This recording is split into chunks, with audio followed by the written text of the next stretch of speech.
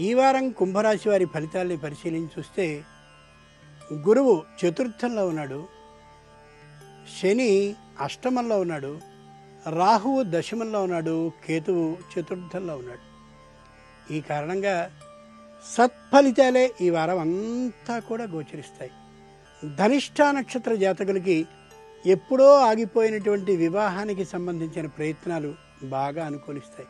శతభిష నక్షత్ర జాతకులకి ఎప్పుడో కొనుక్కుందాం అని అనుకున్నటువంటి భూమో లేకపోతే ఇల్లో మరొకటో వారంతటా వారే వచ్చి ఆ కొనుగోలుకి సంబంధించినటువంటి అవకాశాన్ని బాగా కలిగిస్తారు. పూర్వభాద్ర నక్షత్ర జాతకులకి ఏవేవో అంతకు ముందు వరకు ఉండేటటువంటి అభ్యంతరాలు, ఆటంకాలు, విఘ్నాలు అన్నీ తొలగిపోయి తాము అనుకున్నటువంటి పని సక్రమంగా ముందుకు సాగేటటువంటి అవకాశం బాగా ఏర్పడుతుంది. దైవపరంగా అయితే శ్రీరామ రక్షా స్తోత్రాన్ని పఠించడం చాలా మంచిది.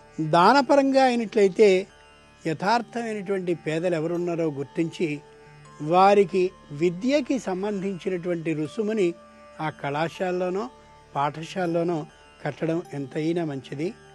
ఈ వారం ఈ రాశివారు అభివృద్ధికి సంబంధించిన నూతన నిర్ణయాలను చేసుకోవడానికి మంచి అనుకూలమైన కాలం.